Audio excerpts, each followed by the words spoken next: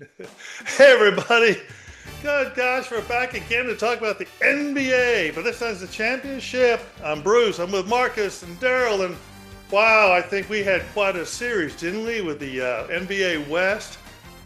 Boy, that could have gone anywhere. I like that they asked some of the players on Oklahoma what are they going to do to get better next year. And they're like, "What? We're the champs. We played them to the end. You know, not much that they need to change." But boy, that was a series. Anyway, any comment? We already kind of talked about it a little bit in the last episode, but what do you think of that last game of the NBA West? You know, with San Antonio and AKC. I'm glad you guys are You know, happy about it. no, I mean for me, I won't take long at all. Like it wasn't, listen, I'm happy that San Antonio won. I'm all about, keeping it in Texas, right? If it can't be the Rockets, be quiet, Daryl. Then okay, I'm cool with San Antonio winning. I'm even rocking the gray today on the down low. But that being said, what really shocked me the most, I think number one is that they got out coached. OKC got out coached, specifically to the end, and to see Wimby not only how he performed going down the stretch, but I tell you what I was most impressed with. It was after they won, and that signal to me a true leader, somebody like the amount of emotion, and it's not even the championship, but the amount of emotions he displayed and how he hugged his teammates and brought Yeah. everyone together as this 22-year-old kid, man. That's what so many of these so-called star marquee players, they lack that piece. That right there is what James Harden has never been. The guy Yeah, that's going to absolutely. bring you all together. Not even SGA. He doesn't really have that factor, not in my mind. They're just a great group of players, and that's why Oklahoma has been so successful as of recently. But that nucleus, that team, that synergy, man, Wimby just he really showed me who he really was, and I'm impressed to see that young man. Anything, I Daryl? guess y'all want me to say something. I ain't got nothing to Yeah, Yes. say, man. we Go. do Say want you to something, say Daryl. something. I mean, surely you have a point of view. Of course I don't. Of course I don't, man. I said Spurs all along. Now I did also say Cavaliers, and that didn't work out. But look, man, the Spurs, you know, team, a team, a real team who knows how to play together and lean on their big guy. Man, they leaned on the big guy, and he comes every night to play. Shout out to DraftKings. I played Wemby all season long, and Wow. and he was giving me 80, 90 points a night. I mean, come on. The dude is super duper talented. But like we pointed out before, you just can't put all of your eggs in the Wemby basket. You have to have your team show up, and your team have to do what the team is supposed to do, and that's play together. All Mm-hmm. right. And that's what the Spurs did, and that's what we're gonna see them do in the next round. All Mm. right. Well, you mentioned Wimby, and he's young, 22 years old, impactful. Now, this is going to be very subjective trivia question, but I still have a trivia question for you. You know, and I looked it up, asked these things, ChatGPT, all these things. You know, who is the youngest player to be an impact player in the NBA Finals? The main youngest impact player. I mean, there's probably younger ones that were there, but they were like last year. Last year, that's music. Last Me, seat, bench. But don't answer yet. But the youngest impact player. Does that make sense? Mhm. does this impact player get Finals MVP? No, not necessarily.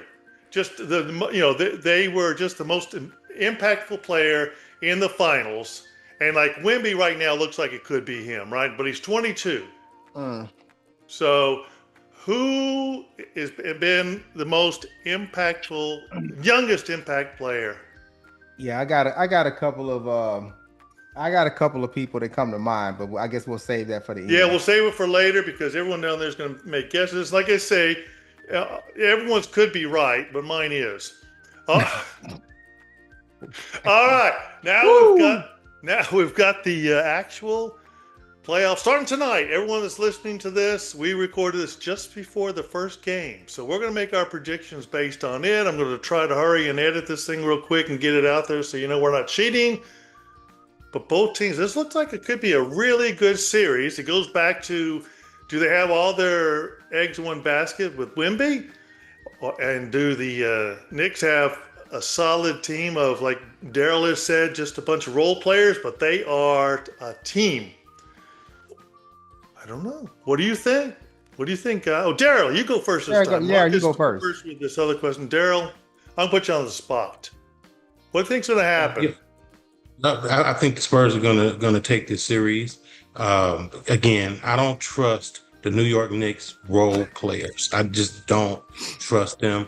I mean, there are a couple of guys that just don't show up sometimes, and the reason why they're doing as well as they are is because Anoibi has shown up to play terrific basketball. Now, let's not count out Jalen Brunson, and let's not count out their big man, well, or their big men, because they got a great center and a great backup center. And I like when they play them like the Twin Towers. I mean, they're really fun to watch. But yeah, I mean, hey, Spurs, we're going to see some great defense, and we're going to see some Wemby dominance on the offensive side as well. Those guards, Fox, Castle, I mean, those guys, they're out there to shoot. Now, here's the thing that concerns me about them, though. I don't think it is necessary to shoot a three every time you come down court. Right. And I see them doing that quite a bit. And that's when they start getting themselves in trouble. I think solid inside and out. You know, is that how you say it? That's how Calvin Murphy taught us to say it, Marcus? Inside out. Inside out. They work Dump real it good down for to the Elijah big Warren. man. Let him stand there and make some decisions like Hakeem Olajuwon. And you kick it out to that three-point shooter. You pass that ball around the horn. And if you got an inside shot, you can go a couple of feet inside and shoot a short jumper. Prove that. You don't have to take three every time, man. But that's a good point. Spurs, nonetheless. And how many games? Oh, I ain't thought about that. Oh. Ooh. And let's say 7. I mean, come on, let's make it a series. I mean, we ain't talking about no sweeps or nothing like that for sure. No. But 6 or 7, you know. Okay, 6 or 7. That sounds fair. Yeah. Okay. You know, you Too got a smiling good point there, Marcus. about. What you got to say? I think to your point, I mean, let's call it, they're going to win game 1, right? I know that the Spurs haven't had as much rest as New York, but they're coming off this big emotional high.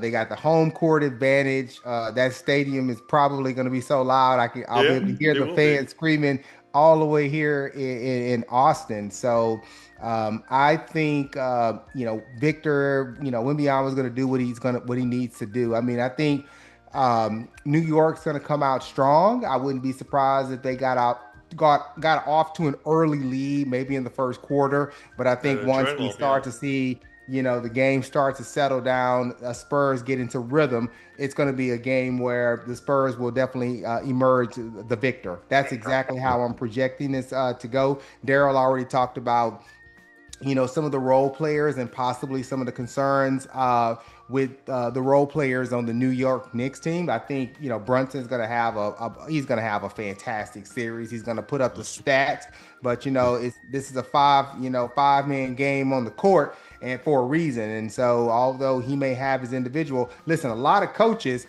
they play by that strategy. Like, let the superstar do what the superstar does, and you shut everybody else down. Everybody else. Yeah. And so that, don't be surprised if we see that strategy implemented during this series, where they just let Jalen Brunson do what Jalen Brunson does. Eventually he'll tire out, and you shut the other 4 or 5 guys down, or 4 guys down on the court at any given time. That might be their recipe to success. But as far as calling it, I agree with Daryl. It's going to be a 6-game series. But if I had to make an assumption, I'm going to go with 7 games. I think the Spurs are going to bring this thing home in San Antonio. It's going to be great for ratings. It's going to be great. Listen, I have not been this excited for an NBA's final in a very long time, probably in 5 or 6 years, definitely before COVID. And I think, generally speaking, this has probably been one of the more highly socialized and anticipated matchups. Although obviously they didn't find out that who was going to be playing each other for just a couple of days ago or a few days ago. But this is going to be it, man, and I'm excited for it, bro. This kid Wemby, I pray that what I said about 6-7 months ago does not happen, and that this lanky brother doesn't break down, because I have not seen somebody that has that extensive height have a long prestigious career in the NBA. Usually when they get above 7'2", their careers don't tend to last that long. I hope that is not Wemby, because if he does, that emotion he displayed the other night, that kid's going to be the new face of the NBA. Out LeBron, in Wemby. And you know what, Marcus? Yeah. I got a question. The stadium, it gets pretty loud, doesn't it? You've been there. It gets loud. It gets crazy, right? Yeah, I've been there a couple of Yeah. times. Yeah, you've been there a couple times. I Yeah. imagine you've been there quite a bit, right? You've been there a lot. You know, there's a lot of concerts that happen at that stadium too there. So yeah, I've been there. That's not what we're talking about. We talking about San Antonio Spurs game. You've been in there I've quite been a in there. bit. I've been in there think probably a half a dozen times, half a dozen Spurs games. half a dozen times. Yeah. I think you've been in there more Okay, Spurs Darren, was games trying than to set Rockets me up games. or something, man. We trying to set. You've been in the Spurs games more than you've been to Rockets games. Am I right or am I wrong? Simply because of proximity and for other reasons, work related. But I'll leave it at that. All right, go Spurs. Go Spurs. All right. I'm rocking the gray, man. Give me, let me have it, man. I'm going with the Spurs, man. And it's not just because the proximity, because there's Texas, kind of, but I just think they're the better team, and damn sure having home court advantage is going to be great. Yeah, for sure, man. They're a badass team. I mean, you ain't got to hide anything, man. I mean, this is your time to come out about it, right? Come out. You want me to come out? You want me to come out the closet? Just like I'm a Spurs fan, like Spurs fan. Accept me the way I am. I see how you are, man. That's cold, bro. That's cold. Well, I'm going to bring back up Wemby. You were saying that you hope I think he can last better than other real tall guys. He is lanky, but he doesn't have that awkward lankiness you a lot of times see with those really tall guys. He seems. He got handle to shoot the ball. What? Yeah, we got to remember. Yeah, when I'm comparing to like a Sean Bradley. I mean that was totally needle knees. What? Needle knees, Sean Bradley. Yeah. He was a little more awkward, but I shouldn't talk about him because he's still hurt and injured forever. So hard to talk to him. Yeah. Brought that down, didn't I? But anyway, I think that guy, he changes the game, doesn't he? I mean, he gets in the middle and everyone's shot changes. You got to shoot way over him. Total different. I mean, he's got the defense, the offense. I got to give my hats off to him. That's for sure.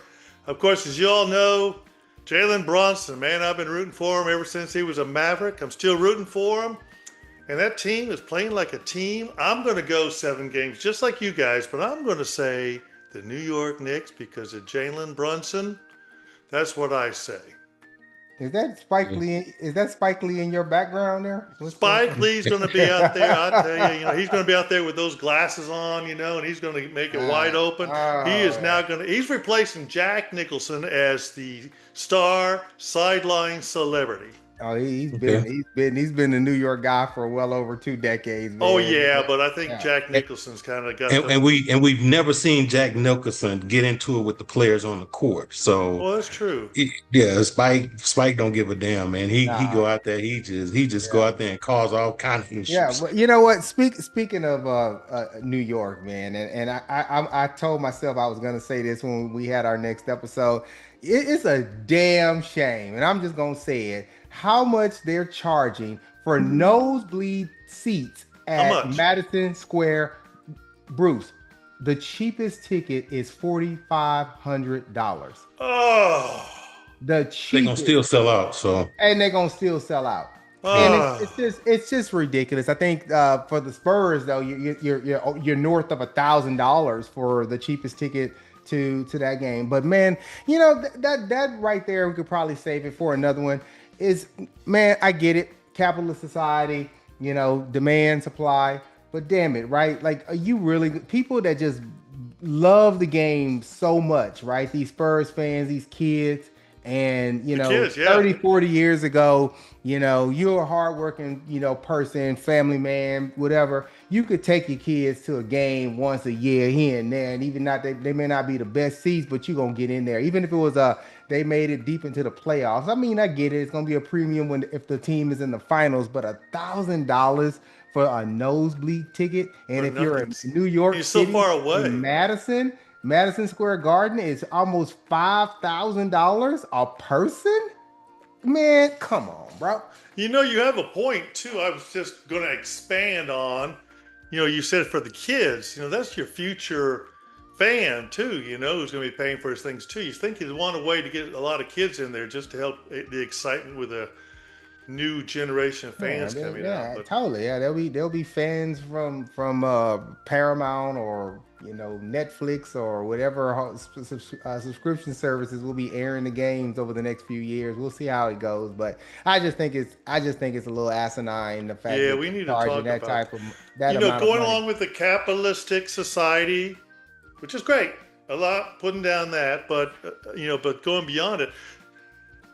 I'm going to change the subject a little for championships. We already talked about it, but we got the Mavericks moving to a new spot up in Valley View Shopping Center area. We got the Stars moving up to Plano somewhere, and then we've got the Wings moving into the American Airlines Center. So they're all moving for better places. You know what? The American Airlines Center, 20, 25 years old? Still looks great, but whoo-wee. Downtown here, I saw this on one of the news channels. They're talking about Dallas is becoming a suburb now because everything's moving up north. Yeah. And that's what's happening. But agreed, I was seeing the reason they're really going to Valley View is because, Ross Perot, he helped build that American Airlines City, and he owned all that land over there. And so he sold it to Mark Cuban, but he kept the rights to everything around there. So the owners of the Mavericks are not reaping the benefit of the surrounding area. So I heard that Valley View Mall area is going to be big enough so they not only control the basketball, but everything around it.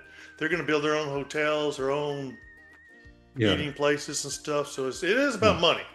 But what do y'all think about them moving? First of all, I've never liked the position that the American Airlines Center is in. Anyone who builds a stadium, a marquee stadium like the American Airlines Center, they would put it in a place where people drive by it and go, oh, look at that. That's nice. Well, you can't see the stadium from any of the freeways, 35, 45, any of those surrounding expressways. It's just kind of hidden in there, and I don't really like that. Now, and anybody that knows me, they know that when I go to a city, first thing I want to do is see the stadiums.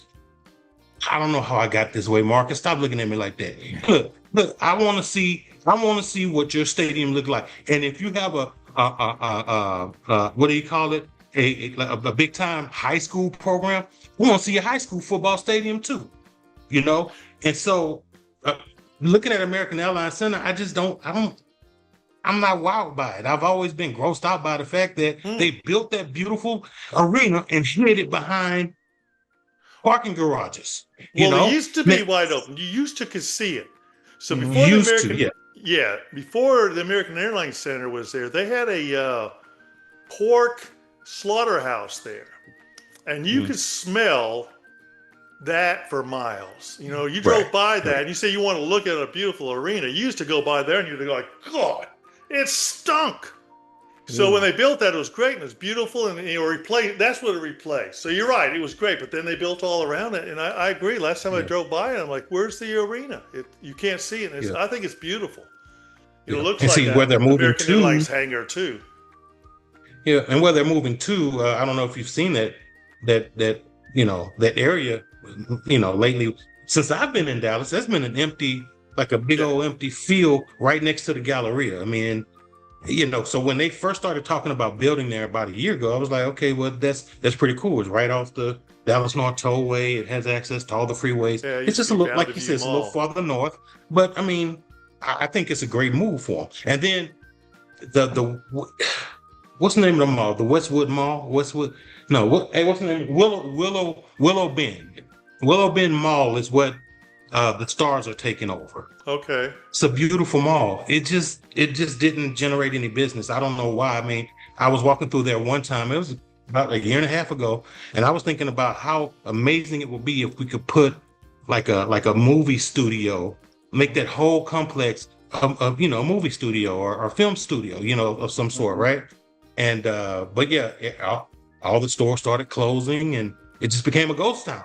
So, but that's going to be really, really nice also, because again, it's already like a upper echelon type area, and it's just real nice. The aesthetic is going to be amazing. It's going to look real good.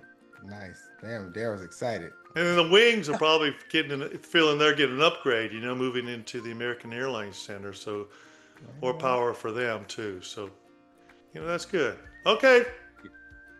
Well, let me go to my trivia question. Yeah. Let me go to the trivia question, you guys. Who, it's going to be debatable. I know that. It's not an absolute, but who was the most impactful player or the youngest impactful player that has played in the NBA Finals?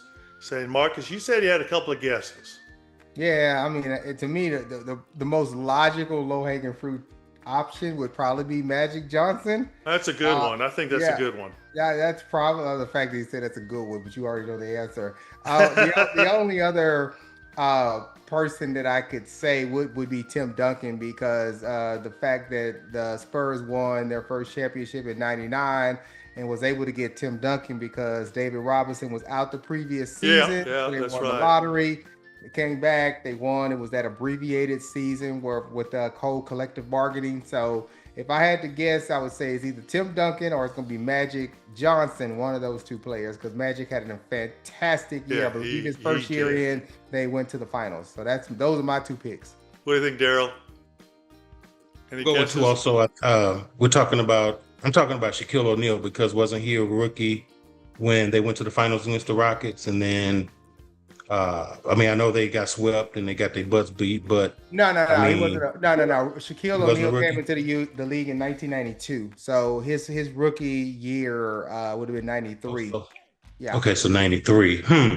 Well, definitely, I'm going to go with Tim Duncan and piggyback on Marcus, just because of the fact that we're about to watch the Spurs play tonight, and you wouldn't be asking us any otherwise. I mean, you're not going. You come on now. You're not going to ask us a question where Kobe Bryant is the answer. Wow, we know it ain't Kobe. Kobe rode the benches his rookie year. Okay. No, Marcus is right. Magic Johnson was 20 years old. Then I got down here. Bill Russell was 22. Wemby is 22, and then Tim Duncan was 22. So Magic was just 2 years younger, and you're right. He had a spectacular year all the way around. So yeah, what? Magic was 20. Mm-hmm. So what's the prize? Did Marcus get a prize? Oh yes, congratulations! It's great. Yeah, I want my Starbucks gift card, Bruce. Yeah, Starbucks gift card. I finally got it. When we start, we need to get some sponsor. I need to get a trivia answer sponsor, don't I? Marcus is getting his fist up in shape. What's that? A plum? Where's my prize? Good thing we're in different cities. Where's my prize, Bruce? I don't know what. It's a mango stress ball. You stressing me out just showing us that. I'm getting scared.